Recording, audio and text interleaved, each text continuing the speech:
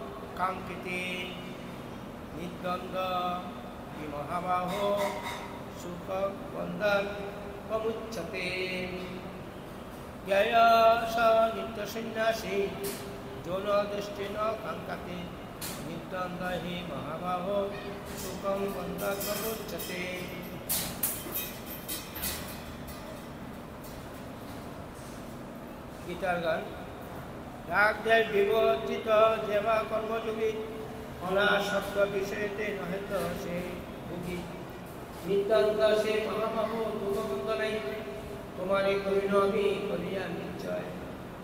অনুবাদ সবাই কি বাক্য করলাম? এ মহাবাহ, যিনি বলেন সবাই, যিনি তার কর্মফলের প্রতি দেশ বা আকাঙ্ক্ষা করেন না, তাকে নিত্য সন্ন্যাসী বলে জানলে এই প্রকার ব্যক্তি দ্বন্দ্বরহিত এবং পরম সুখে কর্মবন্ধ থেকে মুক্তি লাভ করেন।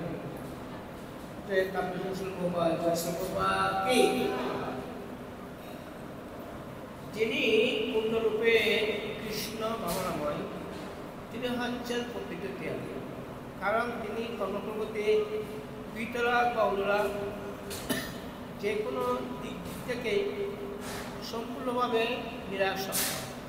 এবার যিনি সব কিছু ত্যাগ করে অনন্য ভক্তি সহায় করে ভগবানের সেবা করেন, তিনি হচ্ছেন প্রকৃত জ্ঞানী। কারণ ভগবানের সঙ্গে তার নিত্য সম্পর্কতা জানেন। তিনি খুব ভালোভাবে জানেন যে শ্রীকৃষ্ণ হচ্ছেন সম্যকভাবে পূর্ণ এবং তিনিও হচ্ছেন তার অবিচ্ছেদ্য অংশ মাত্র। এই জ্ঞান পরম জ্ঞান, তা গুণ বিশিষ্ট পরিমাণ তত্ত্ব বিচারে পরম সত্য। নির্বিশবাদীরা সেই ভগবানের সঙ্গে এক হয়ে ভগবান হওয়ার বাসনা পোষণ করে, তার সম্পূর্ণ ভ্রান্ত। কারণ অংশ কখনো পূর্ণ সমান হতে পারে না। গুণগত বৈশিষ্ট্যে মানব স্বয়ং সম্পূর্ণ, তবে পরিমাণ তত্ত্ব বিচারে ভিন্নতা বিশিষ্ট। এই অচিন্ত ভেদাভেদ তত্ত্বজ্ঞানে হচ্ছে প্রকৃত পারমাত্মিক তত্ত্বজ্ঞান। তখন মানুষের আকাঙ্ক্ষা বা শোক করবার কিছু থাকে না, তাই তার মনে আর কোনো দ্বন্দ্ব থাকে না, কারণ তিনি যা করেন তা সবই শ্রীকৃষ্ণের জন্য করেন।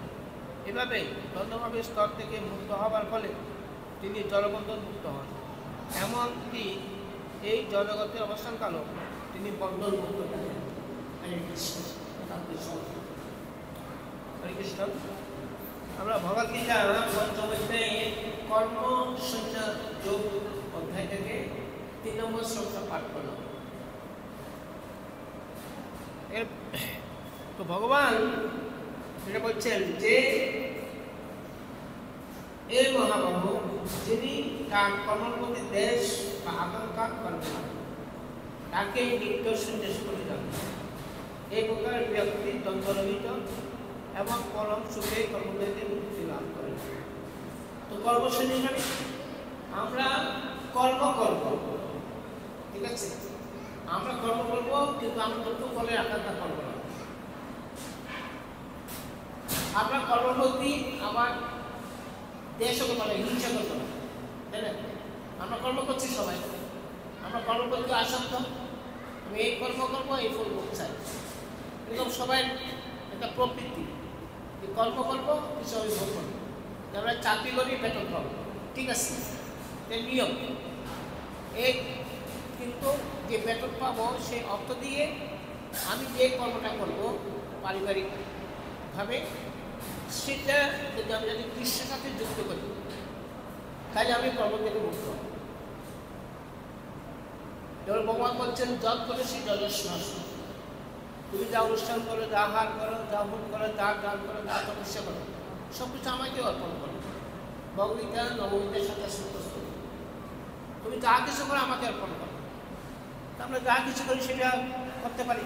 যেমন যারা ভক্তরা আছে বা মন্দিরেও সেরকম, যারা আপনি বাইরে যারা গৃহস্থ ভক্ত আছে তারাও সেরকম, যারা ভগবানকে দিয়ে প্রসাদ পায়।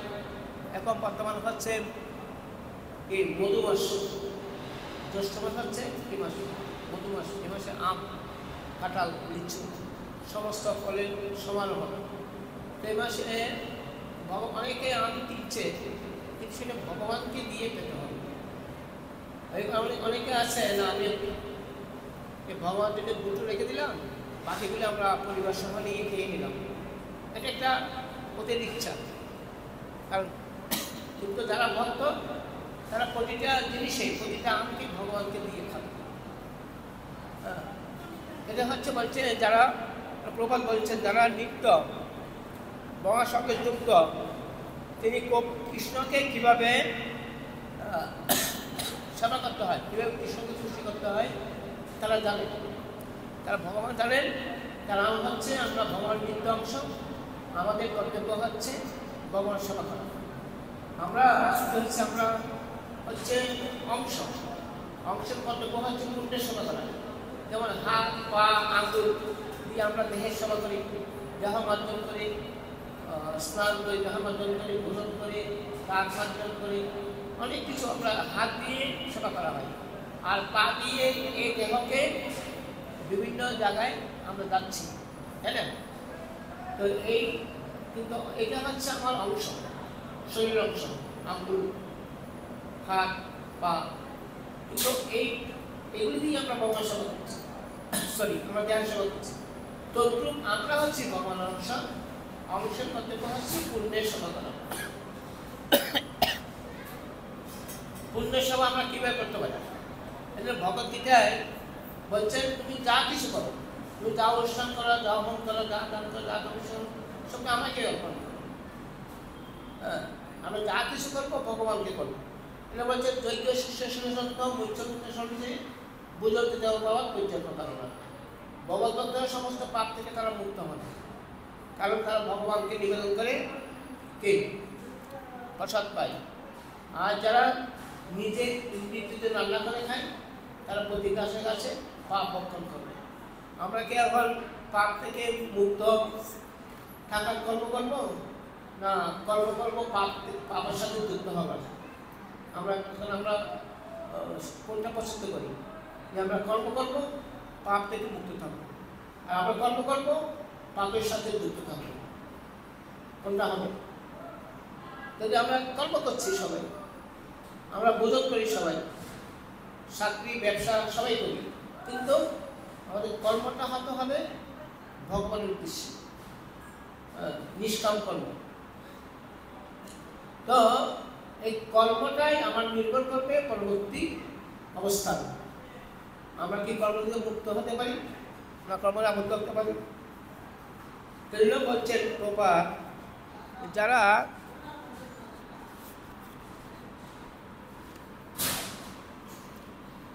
যারা কৃষ্ণময় তিনি হচ্ছেন প্রকৃত ত্যাগী, কারণ তিনি কর্মফলের প্রতি বিতরাগ বা অনুরাগ কোনো দিক দিয়ে সম্পূর্ণভাবে নিরাসক্ত। ত্যাগী কারা? হয়তো মনে করতে পারে একজন বক্তা সে সংসার করছে, চাকরি করছে, অর্থ ইনকাম করছে, আমার মতো জীবনযাপন করছে, ঠিক আছে, হয়তো আপনি মনে করতে পারেন, কিন্তু উনি যে ভক্ত চাকরি করে যেই পারিশ্রমিক অর্থ পায় সেটা ভগবানের সবাই যুক্ত করে। আর যে মনে করছে আমি তো আমি ভক্ত নয়, আমি চিন্তা করছি ও জীবন আমি তফাৎ কি, কিন্তু আমি চাকরি করে অর্ধেক ব্যবসা করে টাকা ইনকাম করে সেটা শুধু আমার পরিবারকে পোষণের জন্য লাভ পালন করছি, সেই কাজে আমার টাকাগুলি বের করছি। তো সেই কাজে আমার কী হচ্ছে, আমি কর্মকর্মের বদলে আনন্দ হচ্ছে। আমাদের এমন কর্ম করা উচিত যে আমরা কর্ম থেকে মুক্ত থাকতে পারি। এই জন্য আমরা এই জগতে কর্মই হচ্ছে আমাদের সবচেয়ে গুরুত্বপূর্ণ। আমরা কর্ম সম্বন্ধে বিচার করতে পারি না। ভগবান শ্রীকৃষ্ণ বলছেন দ্বিতীয় অধ্যায়ে, কর্ম অকর্ম বিকর্ম, এটা নিয়ে মুনি ঋষিরা কিন্তু বিভ্রান্ত হয়। কেন? কর্ম অকর্ম বিকর্ম। কর্ম হচ্ছে আমরা শাস্ত্র অনুসারে কর্ম করি, শাস্ত্রে যা বলছে সেটা হচ্ছে কর্ম। বিকর্ম হচ্ছে যেটা হচ্ছে শাস্ত্র উপেক্ষা করে যেটা কর্ম করা হয় সেটা হচ্ছে বিকর্ম। আর অকর্ম হচ্ছে একমাত্র পরমেশ্বর ভগবানকে সন্তুষ্টি বিধানের জন্য যে করা হয় সেটা হচ্ছে অকর্ম। আমাদের অকর্মা আগে, এখন তো কম হচ্ছে, আগে বলতো তাদের কোনো খাইয়ে দেওয়া কাজ নাই, তারা হরিনাম করে বা ইস্কনে যোগদান করে, অনেকে অনেক কিছু কথা বলতো। যারা নিচু জাতি তারাই গলায় মারা দেয়, এরকম অনেক লোকে অনেক রকমের কথাবার্তা মন্তব্য করতেন।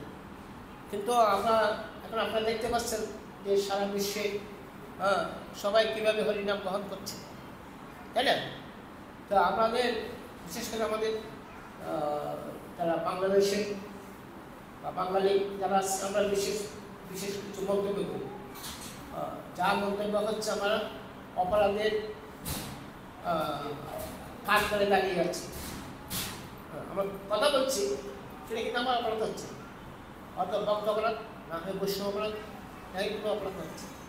কিন্তু আসলে আমরা উপলব্ধি বা অনুভব আমাদের সেই নাই, উপলব্ধি অনুভব করা উচিত। আমরা ভগবানকে নির্দেশ মানা উচিত, মহাদত্তের নির্দেশ মানা উচিত, সেটা আমরা জানি না। ভগবান কি বলছেন সেটা আমরা অনেকে জানি, মানি না। আমরা ওকে জানি না, মানি না। জানার দরকার কি? জানলে তো অপরাধ হবে, তাই না? অনেকে চিন্তা করি সেরকম, আমি যে গীতা ভাগবত পড়বো ওখানে অনেকে শিখবো, জানবো, যদি কিছু করি তাহলে অপরাধ হবে, না জানলে কিন্তু কোনো পাপ নেই, ঠিক না? এরকম অজ্ঞানতা, আমি জানি না এরকম কোনো পাপ হবে না। কিন্তু প্রতিটা জিনিসের একটা ধর্ম আছে। মনীষের ধর্ম জাল, সিমির ধর্ম মিষ্টি, তেঁতুলের ধর্ম টক। একে কেউ ওখান থেকে বিচ্ছিন্ন করতে পারবে না, ঠিক আছে? আগুনের ধর্ম হচ্ছে জ্বালানো, আগুনের ধর্ম হচ্ছে জ্বালানো। আমি যে কিছু আগুনের মধ্যে দিলে সে জ্বলে যাবে, তাই না? এমনকি লোহা জ্বলে দেয়, বড় লোহা লোকে থাকে, ছোটো লোহালি গল্প করতে আগুন বেশি করতে হলে সেটা গলে যাবে। তা আগুনের ধর্ম হচ্ছে জ্বালানো। আমি বলছি না, আমি জানি না, এই জন্য আমার পাপ হবে না।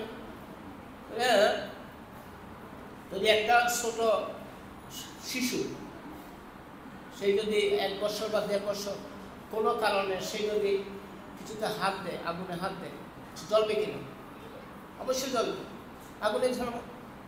যদি কারো সেই কত বুঝন করছে, অন্নবোধন করছে, হঠাৎ করে তার একটা মরিচের টুকরো বলে গেল, মরিচ বলবে না, ছোট শিশু তাকে ঝাল দেব না, না। আমাদের অজ্ঞানতা যে না স্বাস্থ্য করবো না, স্বাস্থ্য করলে জানলে সেটা আমরা যদি পালন করতে না পারি পাপ হবে, এই জন্য স্বাস্থ্য করবো না। এটা হচ্ছে আমাদের একটা প্রবৃত্তি। বিশেষ করে যারা আমরা হিন্দু বলি, তারা সনাতন ধর্ম বলি, আমরা এরকম স্বাস্থ্য না করাই ভালো। আর যারা কিছু কিছু শুনছে এইটাই, কিন্তু শাস্ত্র এই জন্য মহাপ্রভু বলছে কেহ মানে কেহ না মানে সব তার দাস, যে না মানে সে পাপে তার সর্বনাশ। কার সর্বনাশ? যে মানবে না। আমরা জানি মানি না, আর জানি না মানি না, সেরকম না। জানলেও মানতে হবে, না জানলেও জানতে হবে। আমি জানি না সেটা ক্রেডিট না, আমি জানি না, শাস্ত্র জানি না, আমার বিভিন্নভাবে দোষ দিই। সমাজের দোষ, দেশের দোষ, রাষ্ট্রের দোষ, পিতামাতার দোষ, পূর্বপুরুষের দোষ দেখি না। পূর্বপুরুষ শিখাই দেয়, মা বাবা শিখাই দেয়, এটা আমরা বিভিন্ন পূর্বপুরুষের দোষ ধরি, এটা আমার কোনো ব্যবস্থা নেই। কিন্তু আমি তো এখন কিছু জানতে পারি বা জানার চেষ্টা করতে পারি। আমরা মোবাইল ফোন কেউ জানতাম, মোবাইল ফোন জানতাম কেউ, কিন্তু আমরা মোবাইল ফোন কেনার পরে শিখে নিচ্ছি কারোর কাছ থেকে, সবাই কীভাবে মোবাইল চালাতে হয়। যেমন ওখানে আমার থাকে টিভি কীভাবে চালাতে হয়, মোবাইল দিয়ে চালাতে হয়, ওখানে লেখা থাকে টিভির কাগজে। আমরা এসব শিখেছি সুবিধার জন্য। তারপরে ধরুন মোবাইল চালাই, আমরা কেউ যদি গ্রামীণ চালাই, কেউ যদি রবি চালাই বা এয়ারটেল সিম চালাই, সেই কোম্পানির প্যাকেজ আমরা মানি না। কেন মানি? সুবিধা, এত জিবি পাবো, এত এমবি পাবো, এত মিনিট পাবো, এই জন্য সেই হিসেবে আমরা টাকা ফ্লেক্সি করি বা লোড করি, তাই না? তাই আমরা সব দিকে সুবিধা, আর ভগবান দিক দিয়ে সুবিধা নেই, কোনো সুবিধা নেই। ভগবানের দিক দিয়ে দুটি বেশ সুবিধা। ভগবান যে কোনো কিছু আমরা কষ্ট করে করবো, সেটার বিনিময়ে আমরা ভালো কিছু পাবো। উদাহরণ দিয়েছেন যে আমার যে আমলকি হরিতকি, যখন আমরা খাই তখন কষ লাগে, খেতে ইচ্ছা হয় না, টক কষ দুইটাই নাকি খেয়েছেন আমলকি হরিতকি কাঁচা, ঠিক না? তখন ওগুলো খাবার পর যখন জল খাওয়া হয় তখন বৃষ্টি হয়ে যায়, হয় কি না? হ্যাঁ, এই ভগবদ্গীতা সেরকম। ভগবদ্গীতা আমরা এখন কষ্ট হচ্ছে, হ্যাঁ, সকালে ঘুম থেকে ওঠা, পড়াশোনা করা, রান্না করা, ভোগ লাগানো, স্বাস্থ্য করা, স্বাস্থ্য নানা, অনেক কষ্টের ব্যাপার। এমনি যেমনি আছে এমনি ভালো হচ্ছে, কিন্তু পরিণামে কি হবে? পরিণামে কি? পরিণাম হচ্ছে ভয়াবহ। একটা শ্লোক আছে লিখছি বলছে গর্ভের সন্তান যখন থাকে, সে যখন 7 মাস 8 মাস হয়, সে হচ্ছে তাকে মাকে লাথি মারে, ঠিক না? মাকে লাথি মারে, নড়াচড়া করে, লাথি লাগে। কিন্তু হরিত কি হরিত কি খাই, কত উপকার হয়। একটা শ্লোক আছে, আমি সেটা বলে দিচ্ছি, অনুবাদটা বললাম। হয়তো একটা গর্ভের সন্তান লাথি মারে, মাকে মার কষ্ট হয়, কিন্তু হরিত খাইলে মায়ের উপকার করে। তদ্রূপ আমরা যদি ভগবত ভক্তি করি, আমাদের জন্য অনেক বিশেষ বিশেষ সুবিধা। ভগবান বলছেন যতটা নিবন্ধন দেন ততটা পরম, তুমি যে আমার কাছে ফিরে আসো আর যেতে হবে না। আমরা ভগবানের কাছে যাওয়ার জন্য এই মৈষদেহ লাভ করেছি। এই মৈষদেহে দ্বারা একমাত্র সম্ভব ভগবত নামে ফিরে যাওয়া। অন্য কোনো যদি দেহ লাভ করি আমরা, তাহলে সম্ভব না। ভগবান কেন এই দেহ নামে আসছেন? আমরা ভগবানের লীলা শ্রবণ করতে খুব আগ্রহী। ভগবান তিনি বাল্যলীলা করেছেন, জগৎকে উদ্ধার করেছেন, গিরিরাজ সমুদ্র ধারণ করেছেন, অনেক কিছু লীলা করেছেন। মুখের মধ্যে সমস্ত ব্রহ্মাণ্ডকে দর্শন করেছেন, মা দর্শন দর্শন করেছেন। এটা দেখে মা দর্শন ভূমিত হয়ে গেছে। তো ভগবান এই ধরাধামে তিনি নররূপ ধারণ করে এসে রামলীলা প্রকাশ করেছেন, সেটা আমাদের মঙ্গলের জন্য। আমরা যাতে ভগবানকে জানতে পারি, বুঝতে পারি, উপলব্ধি করতে পারি এবং ভগবানের লীলা মহিমা শ্রবণ কীর্তনের মাধ্যমে আমাদের জীবনটা অতিবাহিত করতে পারি। যদি ধরুন এখন অনেকেই আমরা কত পার্সেন্ট, ধরুন আমরা বেশি দূরে না, স্বামীবাদে আমরা অনেক সনাতন ধর্মাবলম্বী আছি, আমরা কত পার্সেন্ট আসছি মন্দিরে? কত পার্সেন্ট? অল্প কয়েকজন, 5% তো নেই, অল্প কয়েকজন আসছি। কিন্তু এই সময় যদি আমরা ঘরে থাকতাম, হয়তো টেলিভিশন না হয় মোবাইল, দুইটা কাজ। অনেকে অফিস থেকে আসছে, টেলিভিশন চালিয়ে দিয়েছে, আর সবাই আসছে টেলিভিশন দেখতেছে, তা মোবাইল নিয়ে ঘরে ঘরে আসে আছে, এটাই কাজ। কিন্তু এই যে সময়টা আপনারা আসছেন,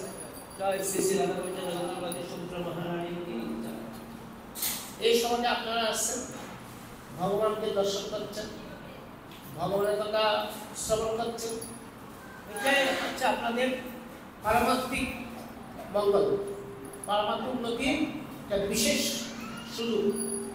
আমরা যদি এটা না করতাম, টেলিভিশন বা মোবাইলে টাইম পাস নষ্ট করতাম, তাহলে আমাদের কী হবে? কী হবে? সময় বিতাশ্রম মাত্র, বৈষ্ণব হচ্ছে বৃথা, ভাগবতে বলা হয়েছে। আমরা যেগুলি বলছি সেটা ভাগবতে বলা হচ্ছে। এই জন্য বৈষ্ণবকে আমরা বৃথা দেব করব, বৈষ্ণবকে সার্থক করব।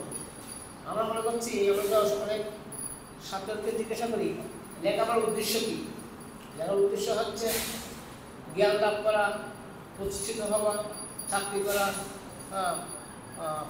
চাকরি করে একটা পজিশনে যাওয়া, এটা হচ্ছে বৈষ্ণব উদ্দেশ্য মনে করে।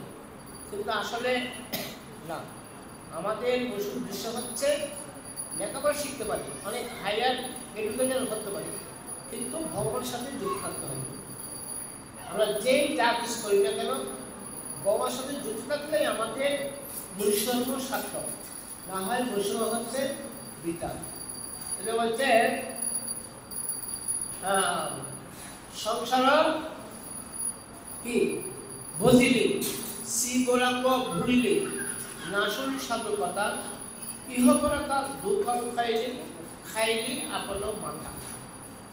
ঠিক আছে, আমরা সংসার সংসার করে বেঁচে গেল কাল, লাভ না হলে কিছু ঘটিল দরজা।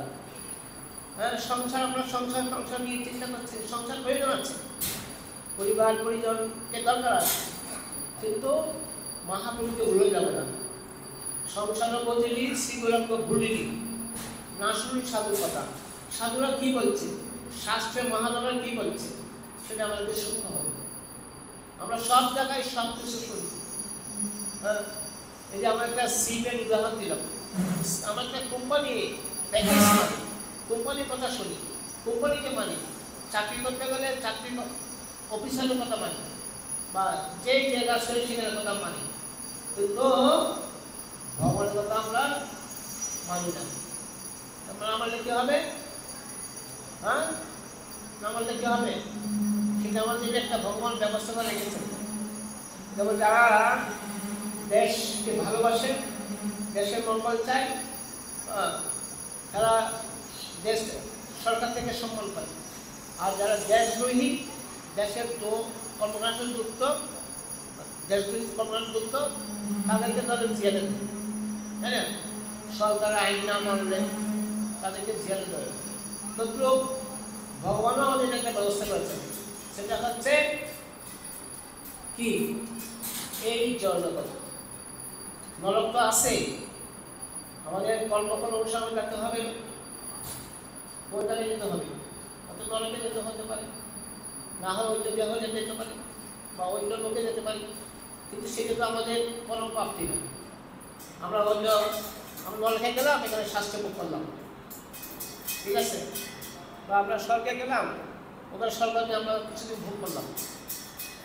স্বর্গসুখ তো বেশি দিন না। স্বর্গসুখ হচ্ছে এই মাতাজি কাজ করে,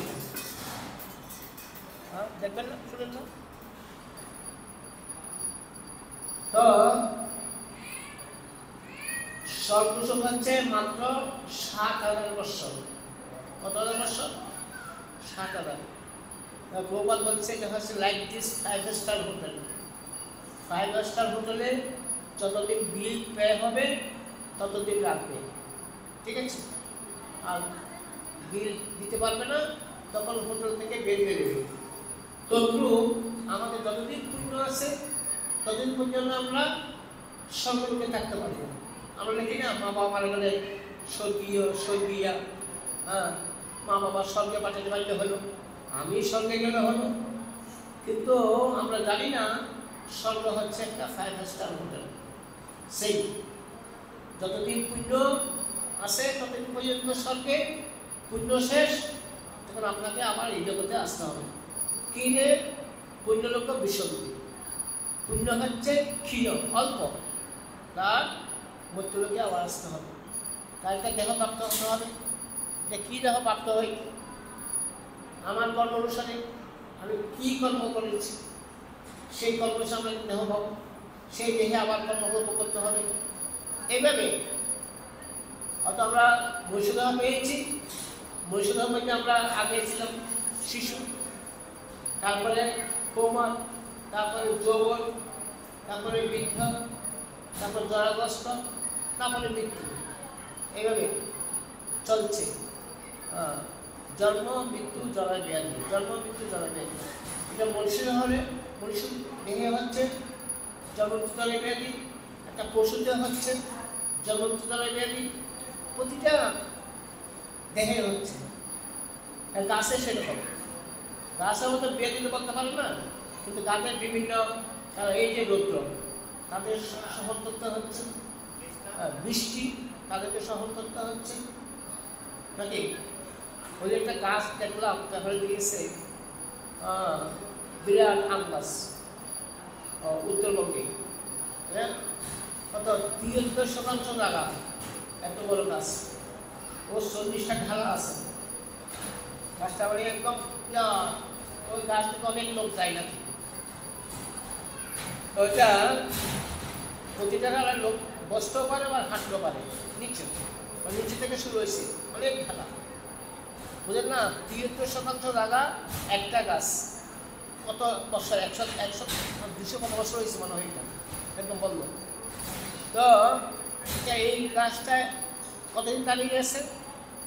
হ্যাঁ, অনেক বছর। তারপর ওই গাছই কাউকে হবে, হ্যাঁ। যেমন আমরা বৃন্দাবন লীলায় ভগবান শ্রীকৃষ্ণ যখন নাপর যুগে ছিলেন বৃন্দাবনে, এই যমদুর্ভিক্ষ কে ছিলেন? কুবেরের পুত্র, কিন্তু তারা শিবের পক্ষ ছিল। তো কুবেরের পুত্র নয়, নরকুবের মণিগ্রীব, ওরা কি হয়েছে? ওরা ধনে মদে মত্ত হইয়া তারা বিস্তৃত হয়ে গেছে। হ্যাঁ, তারা মদিরা পান করছে, মদ খেয়েছে, মদ খেয়ে তারা কোনো আর হোশ জ্ঞান ছিল না। তো কিছু অপ্সরা নারীদেরকে নিয়ে তারা একটা লেকে স্নান করছে, তো ওইদিকে নারদপুরি যাচ্ছে, তখন নারদপুরি যাচ্ছে, দেখছি কি এখানে কি এত লোক কেন এখানে, তো নারদপুরি নামলো। নারদপুরি তো আমাদের মতো বিমান চলে না, ওই নিজের ইচ্ছা মতো চলতে পারে, ওরকম বিমান দরকার নেই, ঠিক আছে, বিমানও লাগা। বৈকুণ্ঠে কিন্তু বিমান আছে আমার, ভাগবতের ৩য় স্কন্ধে ১৫ অধ্যায়ে আছে, ভাগবত বৈকুণ্ঠে বিমান আছে। বিমানগুলি আমাদের এই এবং ডিজেল পেট্রোল না, এটা হচ্ছে মণিমুক্তা কচিত দ্বারা নির্মিত। ওগুলোতেও আপনি বলেন এই ভ্রমণেরও আপনি যেতে পারেন, কিন্তু আপনার বৈকুণ্ঠে গেলে যেতে পারবেন। তো ওগুলো নির্দেশ দিলে চলে, কিন্তু নারদপুরি এরকম দরকার নেই, নারদপুরি নিজে এরকম ফ্লাই করতে পারে, মনের ইচ্ছা মতো মনের মধ্যে চলতে পারে। তো নারদপুরি যখন নামলে দেখলো যে তাহলে কিছু লোক স্নান করছে, মহিলা পুরুষ তারা বস্ত্রহীন সবাই। তখন নারদপুরিকে দেখে মহিলারা কাপড় পরলো আর ২ জন কাপড় পরলো না। তো নারদপুরি বলল তোরা তো কি বিজ্ঞের সমান, নির্লজ্জ বিজ্ঞের সমান। এই এখন তাদের জ্ঞান ফিরে আসলো, আমাদের অভিশাপ দিয়েছে, বিজ্ঞ ক্ষমা চাচ্ছে, মুনিবার আমাকে ক্ষমা করবে, ভুলে গেছে। ঠিক আছে, তাহলে একটা উপায় আছে, সেটা হবে দাপন যুগের শেষে ভগবান শ্রীকৃষ্ণ আসবেন, তখন তার স্পর্শে তোমরা মুক্ত হবে। তাহলে জনগোষ্ঠী কত বছর ছিলেন? কত বছর? ৩৬,০০০ বছর। আমাদের এরকম গাছ হই, আমাদের এরকম হাজার হাজার বছর বা ১০০ বছর বা ৫০ বছর থাকতে হবে, আমরা ওই রকম যাবো কেন? এই জন্য প্রবাদ বলছেন পারমার্থিক মৃত্যু। পারমার্থিক মৃত্যুকে এই কৃষ্ণ বাবাকে আন্দোলনের উদ্দেশ্য হচ্ছে মানুষকে পারমার্থিক মৃত্যু থেকে রক্ষা করা। প্রবাদ বলছে এখন পারমার্থিক মৃত্যু কি? পারমার্থিক মৃত্যু হচ্ছে যে আমরা এই মনুষ্যদেহ লাভ করেছি, এই মনুষ্যদেহের মাধ্যমে আমরা ভগবত ধামে ফিরে যেতে হবে, ফিরে যাওয়ার জন্য সেরকম আমাদেরকে কর্ম করা উচিত। সেজন্য ভগবান শ্রীকৃষ্ণ বলছেন যে তুমি কর্মফলের প্রতি দেশ বা আসক্ত বা অহংকার না করে তুমি সব প্রকৃত সন্ন্যাসী হতে পারো। এই প্রকার ব্যক্তি দ্বন্দ্বরহিত আবমোহ ও পরম সুখে কর্ম থেকে মুক্তি লাভ করে। আমরা যদি মুক্তি লাভ করতে চাই, কর্ম থেকে মুক্ত হতে চাই, আমরা ভগবদ্গীতা, শ্রীমদ্ ভাগবত এবং আমাদের যে মহাজন আছে তাদের কথা শুনতে হবে, পালন করতে হবে। তাই আজকে এখানে সারা চৈতন্য এই ভগবান শ্রীকৃষ্ণ রাধা কৃষ্ণ চৈতন্য মহাপ্রভুকে এসে উনি কৃষ্ণ ভক্তি কীভাবে করতে হয়, কীভাবে হরিনাম করতে হয়, কীভাবে ভগবান সেবা করতে হয়, এই চৈতন্য মহাপ্রভু আমাদেরকে শিখিয়ে দিয়ে গেছেন। কলিকালের যুগধর্ম নাম সংকীর্তন, চারিযুগে চারিধর্ম জীবের কারণ, অতএব কলিযুগে নামযজ্ঞ সার, অন্য কোনো ধর্ম করিলে নাহি হয় পাপ। তো আমরা এই কলিযুগে আমরা আসছি, আমরা অত্যন্ত ভাগ্যবান, ভাগ্যবতী। কেননা অন্যান্য এই কলিযুগ যে ভগবান শ্রীকৃষ্ণ আসছেন এবং মহাপ্রভু আসছেন, চৈতন্য মহাপ্রভু, এজন্য আমরা ভাগ্যবান। কিন্তু এই কল্পে আরও ২৭টা কলিযুগ দিয়েছিল, আরও ২৭টা দাপত্য দিয়েছিল, কিন্তু ভগবান শ্রীকৃষ্ণ আসে নাই, মহাপ্রভু আসে নাই। কিন্তু এই কল্পে ভগবান শ্রীকৃষ্ণ আসছেন, মহাপ্রভু আসছেন, ওনারা এসে আমাদেরকে ভগবত ভক্তি শিক্ষা দিয়েছেন। তো মহাপ্রভুর সেই তার কৃপা আশীর্বাদে শ্রীল প্রভুপাদ সারা বিশ্বে উনি 12 বছরের 14 বার পরিক্রমা করে সারা বিশ্বে 158 মন্দির বেশি করেছেন। মানে এখন লক্ষ লক্ষ ভক্ত সারা বিশ্বে, আপনারা ইউটিউবে দেখতে পারেন, ইউটিউবে চার্জ দিলে, ঠিক না, ইউটিউবে চার্জ দিলে আপনারা দেখতে পারেন যে সারা বিশ্বে কীভাবে হরিনাম করছে, হরিনাম করছে হরিনাম হচ্ছে তারা কৃষ্ণভক্তি গ্রহণ করছে। আমরা যারা বিশেষ করে আমরা যারা বাঙালি বা বাংলাদেশি, আমরা বলতে ভাগ্যবান। মহাপ্রভু এই বাংলা, ঢাকা দক্ষিণ গোলাপগঞ্জ থানা, হচ্ছে মহাপ্রভুর বাড়িতে যারা যাবে, পৃথিবীটা নাম হচ্ছে ঢাকা দক্ষিণ। যারা মহাপ্রভুর পৃথিবীতে যাবে তারা জমা নিয়ে যাবে না, তাদের জন্য জম দুয়ার বন্ধ। জম দুয়ার হচ্ছে দক্ষিণ দিকে, ঠিক আছে? এই জন্য হচ্ছে তারা ঢাকা দক্ষিণ যাবে, তারা জমা নিয়ে যাবে না। এই জন্য আমরা মহাপ্রভুর এই পৃথিবীতে যেতে পারি। এবং মহাপ্রভু কী কী আমাদেরকে শিক্ষা দিয়েছেন, সেই শিক্ষাগুলি আমরা জেনে তার নির্দেশ, আদেশ, উপদেশ পালন করে আমাদের জীবনকে সার্থক করতে পারি। তাহলে আমাদের জীবন সার্থক। আর যদি আমরা মহাপ্রভু না মানি, কলিকালের যে যুগধর্ম হরিনাম সংকীর্তন সেটা আমরা না মানি, তাহলে আমাদের কোনো গতি নেই, গতি নেই, গতি নেই। এই জন্য বৃহৎ পুরাণ আছে, হরিনাম হরিনাম হরিনাম হইবে কেবল চলো নাস্তিক নাস্তিক গতিহীনতা গতিহীনতা গতি, কোনো গতি নেই, কোনো গতি নেই, কোনো গতি নেই। আমরা হয়তো আমাদের সব কিছু সুবিধা আছে, চাকরি, ব্যবসা, পারিবারিক সব কিছু সুবিধা আছে। এই জন্য আমরা কৃষ্ণভক্তি করার কী দরকার? আমাদের সব কিছু আছে আমার, আমি মিথ্যা বলি না, এই করি না, সেই করি না, কামটা খাই না, কিন্তু তবুও আমাদেরকে কৃষ্ণভক্তি করা উচিত। আমরা এই বলে না আমি মিথ্যা বলি না, কামটা খাই না, তবু আমার তো সে তো আর ভালো, সে তোমার সে আরো শুদ্ধ ভক্তি তাড়াতাড়ি লাভ করতে পারবে, ঠিক না? আর যদি বলছে না আমি তো এমনি তো পুণ্যকর্ম করছি, এত লোককে খাওয়াচ্ছি, এত লোককে কাপড় দিচ্ছি, এত লোককে বাসস্থান দিচ্ছি, এত মনে করতে পারি সে, কিন্তু এগুলো হচ্ছে পুণ্য কর্ম করে ও স্বর্গকে যাওয়া যাবে। হ্যাঁ, অনেকে হসপিটাল করে, অনেকে নলকূপ দেয়, ভালো, অনেকে রাস্তা দেয়, ভালো, কিন্তু যদি আমি ভগবত ভক্তি না করি তাহলে এটা পুণ্য ফলে স্বর্গে যাব, স্বর্গে থেকে আবার এই জগতে আসতে হবে। এটা চৈতন্য মহাপ্রভু আমাদেরকে তিনি সুন্দর একটা পথ দিয়েছেন ভগবত যাবার জন্য, ঠিক আছে? সেটা হচ্ছে এই কলিকালের যুগধর্ম শুধু হরিনামের জন্য। অন্যান্য যুগে মানুষের হাজার হাজার বছর তপস্যা করতে হতো, হাজার হাজার বছর, কারণ মানুষের আয়ু ছিল 1 লক্ষ বছর। সত্যযুগে যে বিশ্বাস হবে? 1 লক্ষ বছর আয়ু ছিল। ত্রেতা যুগের মানুষের আয়ু ছিল 10,000 বছর। তারপর যুগের মানুষের আয়ু ছিল 1,000 বছর। আর কলিযুগের বয়স হচ্ছে 100 বছর। 100 বছর তো নয়, এখন গল্প তাই কত 60-62।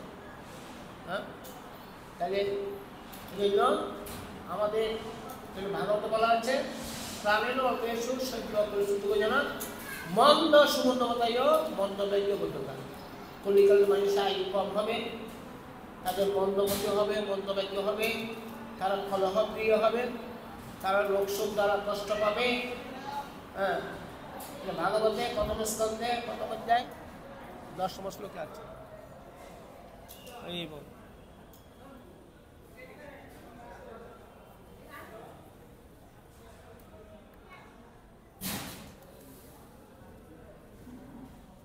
ঠিক আছে, তাহলে কারেন্ট চলে গেল,